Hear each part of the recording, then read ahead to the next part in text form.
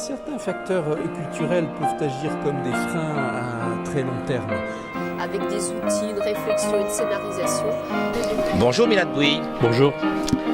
Vous êtes intervenu ce matin au Forum des pratiques numériques pour l'éducation sur le thème « Former l'homme 2.0, citoyen numérique ». Vous avez défini ce qu'est la culture numérique. Est-ce qu'on peut la résumer en quelques mots? J'ai essayé de la définir, c'est une question assez complexe, mais quant à moi, ce sont les pratiques et les usages qui ont été autorisés par la popularisation et l'introduction massive de l'informatique dans notre quotidien et la manière dont cette massification a modifié à la fois le lien social et la valorisation de notre culture, que ce soit du côté de l'héritage et du patrimoine qui est en voie de numérisation ou que ce soit par la création de nouveaux objets qui sont soi-disant nativement numériques. Alors, vous faites donc une distinction forte entre informatique et numérique. Je fais une distinction qui n'est pas forte mais plutôt opérationnelle, je dirais. Pour moi, l'informatique, c'est une science et une industrie, et le numérique, c'est la dimension socio-culturelle qui a accompagné l'introduction au quotidien de l'informatique dans nos vies. Et cette culture numérique, vous pensez qu'il faut qu'elle pénètre à l'école? Je crois que c'est essentiel, c'est nécessaire, elle y est déjà. L'important, c'est d'essayer de l'enseigner, d'enseigner les enjeux qui accompagnent l'émergence de cette nouvelle culture. Alors, enseigner la culture numérique, ça pose aussi la question de l'humanisme numérique, de sa perception par les enseignants. Pour moi, oui, j'ai essayé de proposer ce que j'ai appelé l'humanisme numérique en essayant de prendre un regard dans la longue durée. Je me suis référé à la fois à la pensée de Claude Lévi-Strauss, qui avait articulé dans une réflexion consacrée aux liens qui doivent ou peuvent exister, ça date des années 50, mais il a repris tout au long de sa carrière entre les sciences dures, les sciences de la précision et les sciences de l'esprit, c'est-à-dire ce qu'on appelle nous sciences humaines et sociales. Lui, il avait périodisé l'évolution des sociétés occidentales selon trois moments fondamentaux. Le premier, c'est l'humanisme de la Renaissance qu'il a qualifié d'aristocratique. Le second, celui du 19e siècle, associé à la fois à la révolution industrielle, mais surtout à la découverte des cultures lointaines qui nous ont obligés à revisiter l'exotisme, et du coup c'est la naissance de la méthode comparative. Et le troisième, qui était le sien, qu'il a appelé et identifié comme humanisme démocratique. Alors effectivement, on peut y voir une évolution politique. À mon avis, c'est pas le plus intéressant. Ce qu'il désigne par démocratique, c'est le retour de ce qui a été refoulé et rejeté par les deux premiers humanistes, c'est-à-dire l'oralité et le mythe et la mythologie. Mon idée à moi, c'est qu'il y a un quatrième humanisme qui est l'humanisme numérique, parce qu'à la fois il nous invite à revisiter, réévaluer et repenser les trois premiers humanismes et en prendre en compte la façon dont cet héritage des trois humanismes est modifié d'une façon assez importante avec le numérique. Mais cet humanisme numérique est lié inévitablement à la quatrième révolution industrielle qui est la révolution numérique. Oui, moi je préfère ne pas utiliser mon révolution, mais c'est pas le problème. Le problème, c'est que le numérique a modifié radicalement tout, que ce soit l'industrie. On le voit très bien aujourd'hui, il n'y a aucune industrie sans l'informatique ou le numérique, que ce soit la science, que ce soit l'économie. Et du coup, on est devant une nouveauté qui est inédite dans nos sociétés. Parce que dans les précédentes révolutions, ça a touché à des secteurs particuliers qui étaient certes importants, alors que le numérique touche à tous les aspects du quotidien, à la même notion de personne et d'identité, au rapport entre l'individu et la collectivité, pour ne rien dire des autorités publiques, de l'État, du territoire. Et cela touche au travail. Évidemment, on le voit très bien que la modification des relations et de l'espace de travail sont fondamentales. Les entreprises comme les autorités publiques sont obligées de réfléchir, de repenser comment se repositionner vis-à-vis l'économie qui est en train de devenir presque exclusivement numérique. Alors effectivement, il y a des effets qui sont venus de la culture informatique numérique elle-même.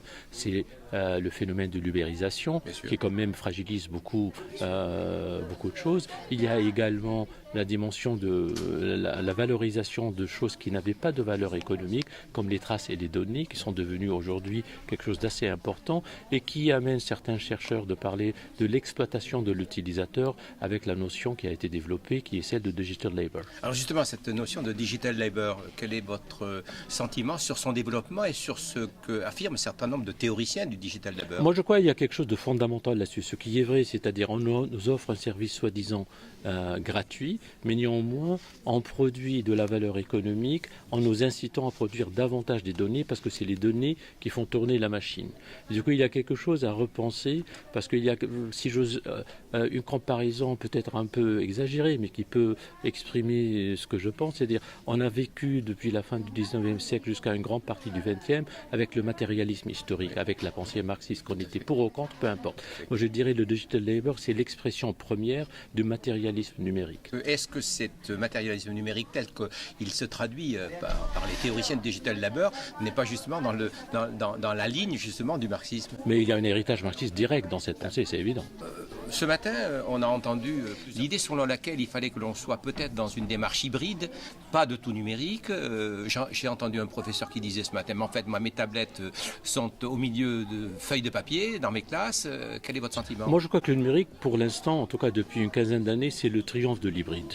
On est en train d'hybrider presque tout, à la fois le rapport social, l'identité, elle est partagée entre le soi-disant identité classique conventionnelle et l'identité ou la présence numérique.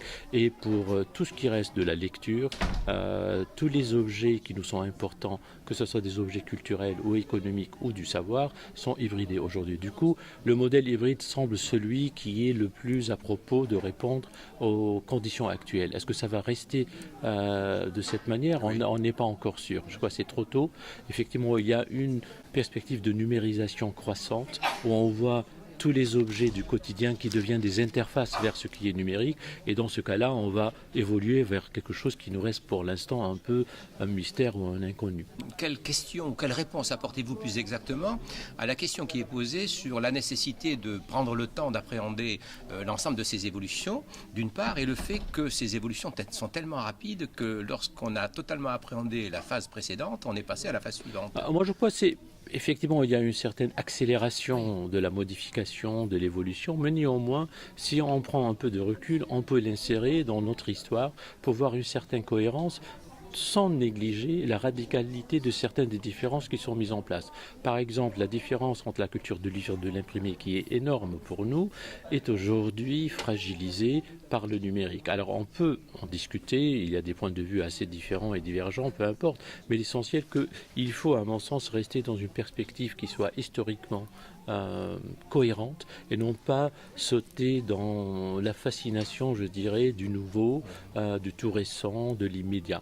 Alors, vous dites, il faut enseigner la pensée computationnelle. Oui, d'abord, comment on la définissait? Alors, c'est la raison computationnelle. Je vais reprendre la définition qui en a été donnée par Janet Wing, qui a été la première à l'articuler, et qui dit la raison computationnelle, c'est apprendre et savoir comment formuler des questions pour que la machine ou l'ordinateur puisse nous en donner des réponses pertinentes.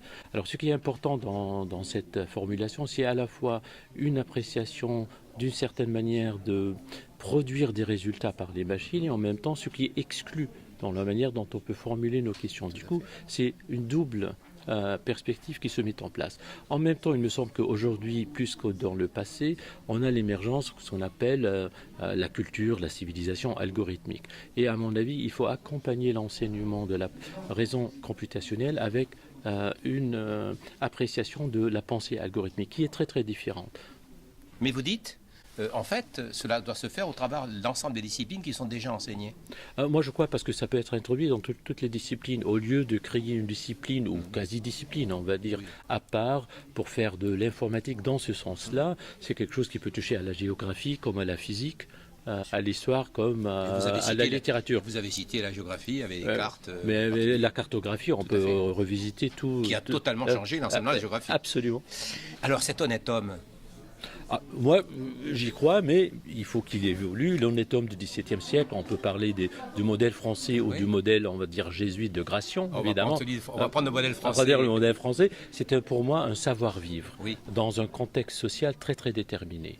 Et l'honnête homme, on va dire, de zéro ou numérique, c'est un savoir-vivre et un savoir-faire dans un milieu, un contexte social qui a évolué. Ce qui veut dire à la fois retenir certains aspects de notre héritage, mais aussi s'approprier à la fois ce qui est possible et en même temps prendre en compte les enjeux de cette interaction et la nouvelle construction du lien social.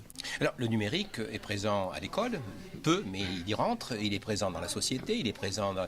Et puis on se rend compte quand même que l'école a un rôle à jouer et on peut aussi le mettre en parallèle avec des pratiques de radicaux, voire des meurtriers, de tous ceux qui pratiquent le djihadisme aujourd'hui en particulier, et dont on dit qu'ils maîtrisent totalement les outils informatiques et les outils de communication. Non, ce qu'ils maîtrisent, c'est la communication par le biais numérique. C'est une chose.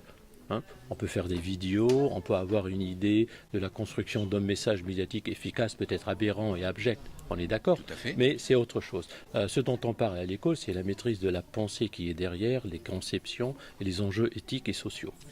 Et cette pensée-là, il faut que les enseignants la maîtrisent? La maîtrise, ou ils l'apprennent avec les étudiants, c'est ça le plus intéressant. Tout à fait. Merci beaucoup. Merci à vous. Merci.